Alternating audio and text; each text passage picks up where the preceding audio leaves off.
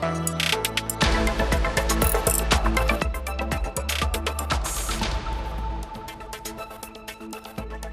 et messieurs, bonjour et bienvenue dans le Focus Éco. Le secteur du BTP au Maroc connaît une dynamique positive portée par des investissements stratégiques et des projets d'envergure. La co-organisation du mondial joue un rôle de catalyseur et accélère la mise en œuvre des projets d'infrastructures, de logement et d'équipements structurants.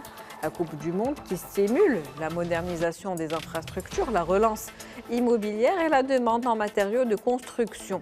En chiffres, un budget de 20 milliards de dirhams sera alloué à la construction et la rénovation de 9 stades d'ici 2028. En parallèle, 42 milliards de dirhams seront mobilisés pour l'expansion des autoroutes et la modernisation des aéroports à l'horizon 2030. Secteur du BTP, quelles perspectives de développement d'ici 2030 ?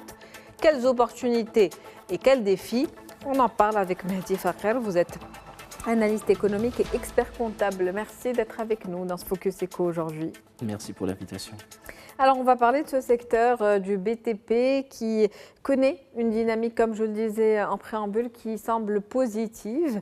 Un secteur qui est actuellement boosté. Quels sont les principaux moteurs de croissance qui permettent donc ce constat?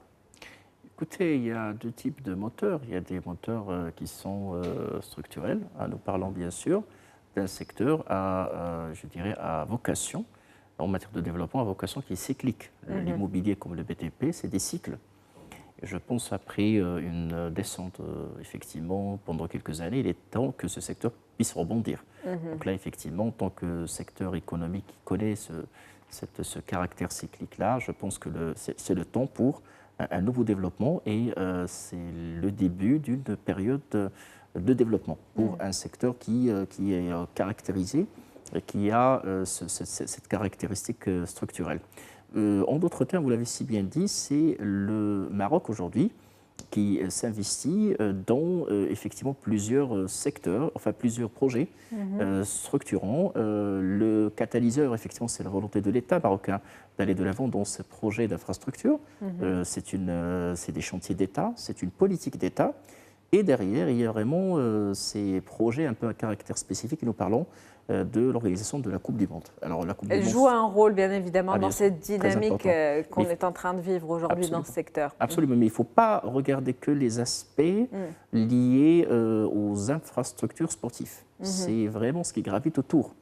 Et là, c'est un changement qualitatif et quantitatif, l'aéronautique, enfin l'aérien, plutôt l'aviation civile, et également le TGV et puis le renforcement du réseau routier. Tout ceci pour prendre et profiter de cette organisation pour garder, pour notre pays-là, des infrastructures pour développer la mobilité des personnes et des marchandises, notamment pour le secteur touristique. Donc effectivement, c'est une dynamique, je dirais, conjoncturelle, mais qui s'explique par, en d'autres termes, parce qu'il y a des projets d'État, mais il y a également cette organisation de la Coupe du Monde. Donc, on en parlait, un certain nombre d'investissements mobilisés dans plusieurs projets structurants. Effectivement, je le disais en préambule, 20 milliards de dirhams pour la construction et la rénovation de stades, justement en vue du mondial qui aura lieu en 2030. 42 milliards de dirhams qui seront mobilisés pour les autoroutes, les aéroports. Il y a aussi le secteur du tourisme qui va bénéficier de ces investissements en termes d'hébergement, justement. Donc, un certain nombre de secteurs qui vont être également boostés par ce mondial. Est-ce que le mondial, c'est la seule explication à cette dynamique que connaît aujourd'hui le BTP au Maroc ? Non, absolument pas. Aujourd'hui, le mondial, c'est l'un des ingrédients qui pourrait expliquer, effectivement. Mais il ne faut pas oublier qu'aujourd'hui, le Maroc n'est pas en train de s'équiper pour la Coupe du Monde uniquement, sauf si on parlerait des infrastructures sportives. Par contre, aujourd'hui, c'est ce qui gravite autour, c'est ce qui va rester après le mondial. C'est ce qui est important. Voilà, c'est ce qui est important. Et derrière, tous les secteurs vont en profiter. La société, parce que la mobilité des personnes et des marchandises va être plus fluide, et le secteur du tourisme, vous l'avez bien cité. Les infrastructures hôtelières, ils sont là, mais ils ont besoin de mobilité pour pouvoir effectivement encourager l'affluence du tourisme, que ce soit le tourisme extérieur ou le tourisme intérieur. Donc je pense que c'est une dynamique qu'il va falloir aborder avec une logique de 360 degrés. Une dynamique, on le rappelle, positive que connaît aujourd'hui ce secteur du BTP. Quel défi justement par rapport à la hausse des prix vis-à-vis des matériaux de construction. Est-ce que ça va poser problème dans cette dynamique positive? Écoutez, c'est une contrainte qu'il va falloir gérer. Là, la grande question qui se pose effectivement, c'est les budgets. On peut mieux optimiser les budgets en essayant un petit peu d'investir je dirais pas le minimum, mais avec une logique du mieux disant, pas le moins disant. Donc le Maroc a des ambitions aujourd'hui pour renforcer ses infrastructures dans le sens le plus large du terme. Avec les coûts qui augmentent, c'est tout d'abord les formules de financement. Est-ce qu'on va s'endetter? Est-ce qu'on ira sur des PPP? Le cas des autoroutes, par exemple. On parle de PPP, partenariat public-privé pour le domaine des infrastructures aériennes. Et derrière, effectivement, c'est le coût qu'il va falloir effectivement optimiser au maximum. Mais c'est l'une des contraintes, parce que à quoi bon sert d'avoir même des matériaux bon marché alors que nous n'avons pas le financement et que nous n'avons pas une vraie visibilité sur le devenir des infrastructures. Je pense que c'est le vrai challenge aujourd'hui, c'est de réconcilier toutes ces contraintes-là, faire disposer tout d'abord de financement, une meilleure formule, le mieux disant, je ne dis pas le moins disant, et effectivement contourner cette contrainte qui est une contrainte structurelle que tout le monde on souffre partout dans le monde. Ce n'est pas vraiment juste le cas du Maroc, c'est un peu un phénomène universel, le surenchérissement des coûts pour les infrastructures.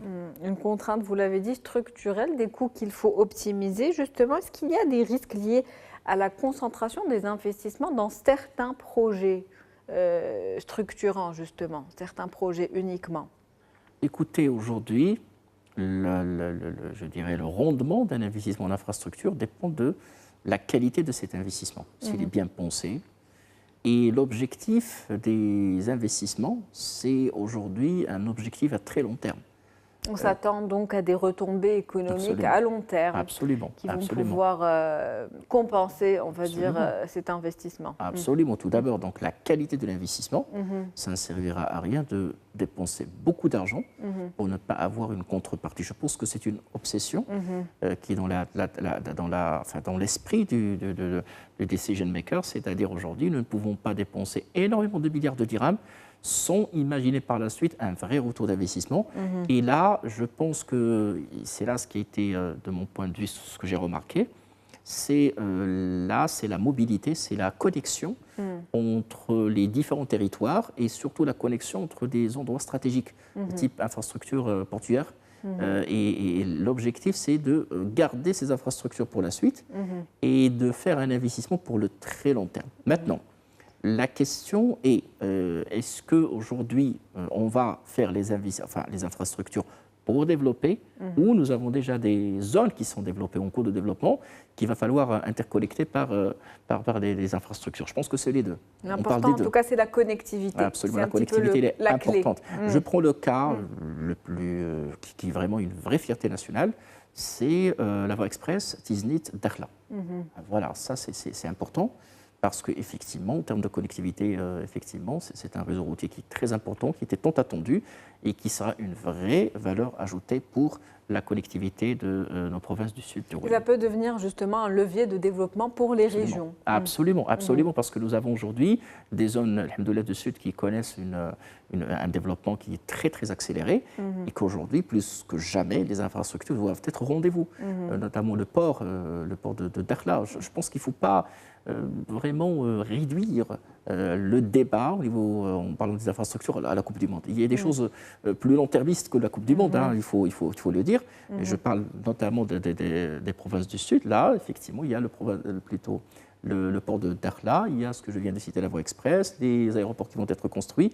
Tout ceci, c'est des ingrédients majeurs nécessaires pour booster et doper tout développement socio-économique. Des projets structurants et une vision à très très long terme.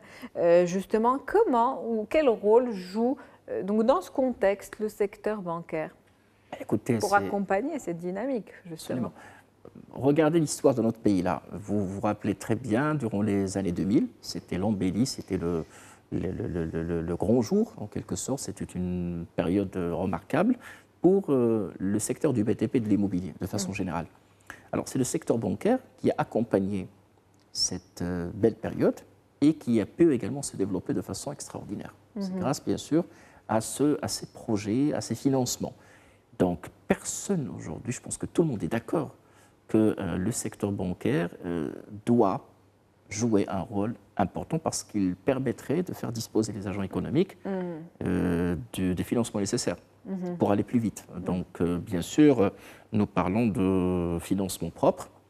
Nous avons, alhamdoulilah, dans notre pays, nous avons vu émerger un groupe de champions nationaux qui, en matière, bien sûr, qui font la gloire de notre pays en matière de BTP. Ils sont là, ils ont des investissements propres, ils ont des fonds propres, mais ils recourent toujours, ils ont toujours besoin de ces financements. Et les financements, ce n'est pas des financements classiques, ce n'est pas des crédits amortissables, mais aujourd'hui des financements, je dirais, novateurs. Donc je pense que c'est là le vrai challenge aujourd'hui. Ce n'est pas de faire disposer le secteur ou les acteurs des financements nécessaires, mais d'innover et de voir un petit peu le long terme en termes de qualité, parce que historiquement, c'est ce qui a permis de développer la finance un peu partout dans le monde, c'est des infrastructures. Aujourd'hui, ce n'est pas simplement un crédit, comme j'ai dit, classique. On peut parler de produits structurés, on peut parler de montage, de l'ingénierie financière en bonne et due forme, qui permet également, parce que nous avons tout à l'heure évoqué l'optimisation des coûts des matériaux de construction, mais également l'optimisation du coût de financement également, et permettre de facto un développement du secteur financier. Il y a ce lien de confiance dont vous avez également parlé, qui est établi entre justement ces institutions bancaires, les investisseurs et puis les entreprises du BTP. Absolument, parce qu'aujourd'hui, ces entreprises du BTP se sont développées grâce, bien sûr, au carnet de commandes, public principalement, c'était des chantiers d'État, mais grâce, bien sûr, au soutien des banques. Donc aujourd'hui, c'est une relation de confiance qui s'est établie. Et également, je pense que le challenge aujourd'hui, c'est encore, à travers la démocratisation de l'accès à la commande publique, c'est également la démocratisation de l'accès au financement. Nous avons besoin de développer tout un écosystème. Nous avons une première génération de champions nationaux qui, aujourd'hui, sillonnent le monde, notamment en Afrique. Nous avons des fiertés, effectivement, des champions nationaux aujourd'hui qui commencent à... Le Maroc a développé un know-how en matière de BTP. Le Maroc, aujourd'hui, est capable de monter, grâce à bien sûr, ces opérateurs, des infrastructures qualitativement complexes. Et derrière, il faut monter tout un écosystème d'entreprises, que ce soit dans la production des matériaux de production, je dirais un petit peu de construction, mais également en matière d'appui et de sous-traitance pour ces grandes entreprises. L'objectif, c'est de pérenniser le développement. Il ne faut pas sombrer dans les erreurs du passé. Les erreurs du passé, c'était ça. J'ai parlé au tout début de cette entrevue, du caractère cyclique.